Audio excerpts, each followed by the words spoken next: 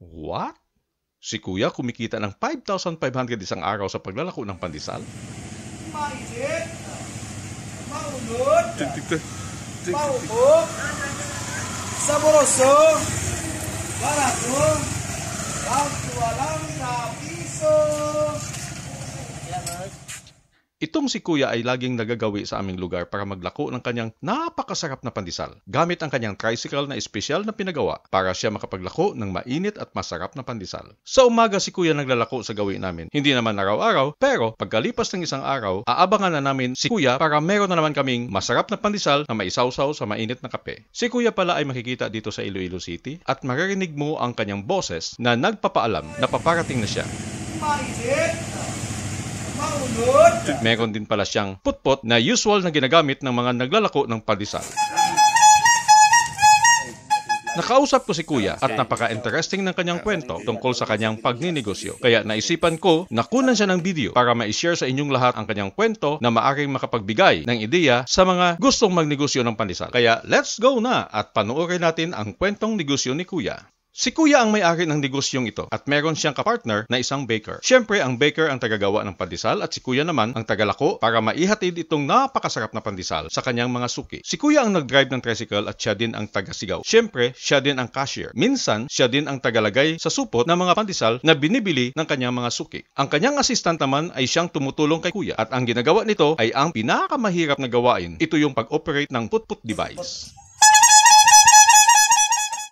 Nag-adjust din siya minsan ng oven at nagbabalot din ng mga binibiling pandesal. Si Kuya Assistant ay nag-oobserba kung paano ang sistema ng pagtitinda ng masarap na pandesal. At pag natuto na siya at alam na niya ang lahat ng gagawin, ay siya naman ang magtitinda kapag bibili si Kuya ng bagong tricycle. Ayon kay Kuya, ang mga pandesal ay doon ginagawa sa kanilang bahay. Meron silang lugar doon sa paggawa at pagluto ng masarap na pandesal. Ang pagtitimpla ng masarap na pandesal ay talent na kanyang partner na may sapat na experience bilang isang master baker. Kapag luto na ang pandesal, ay agad nila itong ilalagay sa mga lalagyan na glass cabinet sa kanilang tricycle rolling store. Para ma-maintain na ang pandesal ay laging mainit, ang tricycle ay merong oven at syempre meron ding tangki ng LPG para sa oven. Minsan dito na rin niluluto ang ibang mga pandesal kapag kinakailangan. Napakaganda ng strategy ni Kuya kasi talagang dinadala niya ang kanyang produktong pandesal sa mga customer. Malaking convenience ang naibibigay ni Kuya sa kanyang mga customers.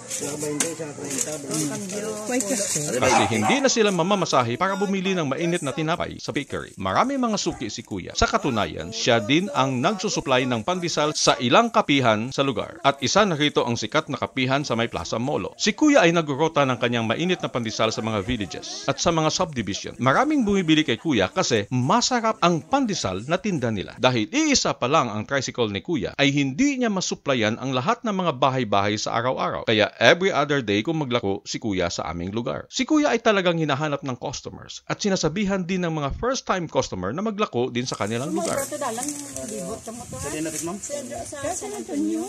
Ang pangalan ng business ni Kuya ay Queenie and Freya, Rolling Malunggay Pandesal, na pagkasunduan nilang magpartner na gamitin ang pangalan ng kanilang mga anak. Para sa kanila ay maswerte ang pangalan ng business nila kasi mga anak nila ang kanilang inspirasyon sa pagninegosyo. Si Queenie mo nang bata, ning si Freyon ako ni.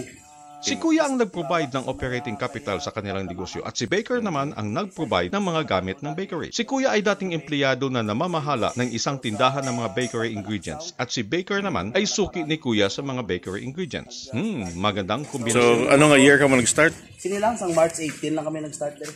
Nag-umpisa sila noong March 18, 2023. Nag-umpisa ng maliit at ayon sa demand ng kanilang customers. Ayon kay Kuya, nag-umpisa sila ng 15 kilos na harina ang nagagawa nilang pandesal sa isang araw. At ang ginagamit nilang paglalako ay tricycad lamang o bisiklitang dipadyak na may sidecar. Dumadami ang mga customers ni na Kuya at lumalayo na rin ang distansya mula sa kanilang lugar. Ang kanyang pinaglalakuan. Kaya nag-decide na si Kuya na lagyan ng sidecar ang kanyang motorsiklo. Si Kuya ay tapat sa kanyang promise sa kanyang mga customers ng mainit ang pandesal. Kaya ang kanyang sidecar ay may oven. Parang mobile bakery na ang rolling store ni Kuya. Masustansya din ang pandesal ni Kuya dahil ito ay malunggay pandesal. Kaya marami ang bumibili. Malinis din ang pandesal ni Kuya dahil hindi ito exposed sa polusyon ng usok sa kalsada. Dahil ang mga pandesal ni Kuya ay nasa loob ng enclosed glass cabinet rack. Ang resulta, lalong tinatangkilik ang masarap na pandesal ni Kuya. Sa ngayon ay nakakaubos na si Kuya ng 3 bag ng harina sa isang araw. At sa araw-araw ay nagkakaroon siya ng gross na kita na 5,000 pesos at kung linggo linggo o malamig na panahon, umaabot sa 5,500 ang kanyang gross na kita. Adlaw, 5,000 isa ko mo maubos ito nan. 5,000? Oo. Okay. 5,000 pesos ni ay suminta ni ko plancha mo. So 50 pieces per plate.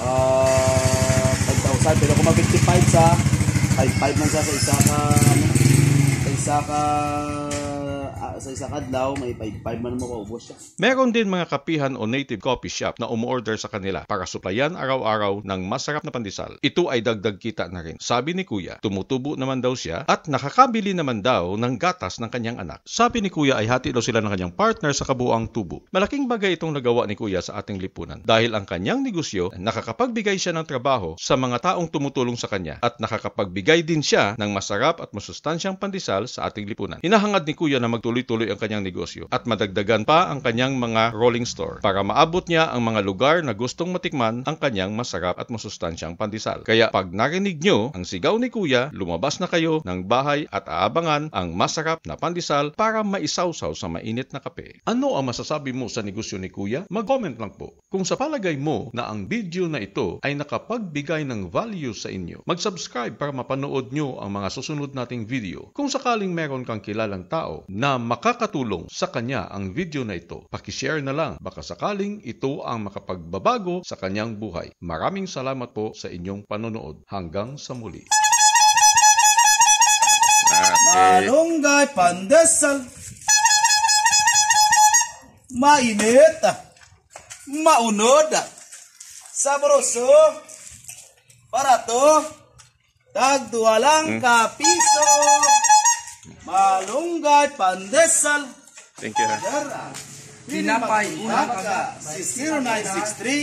0963-434-969. Mainit. Maunod. Mahumok. Sabroso. Daw tambutso. Gaaso-aso. Bakit mo kayo boss? Ito boss.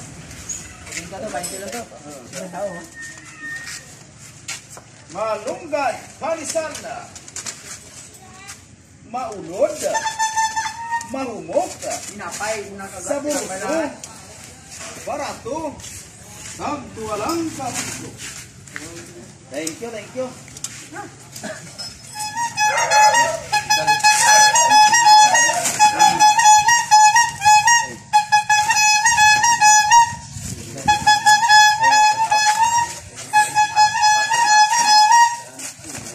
Malunggay pandesal. Mainit. Maunod. Magluluto malunggay pandesal.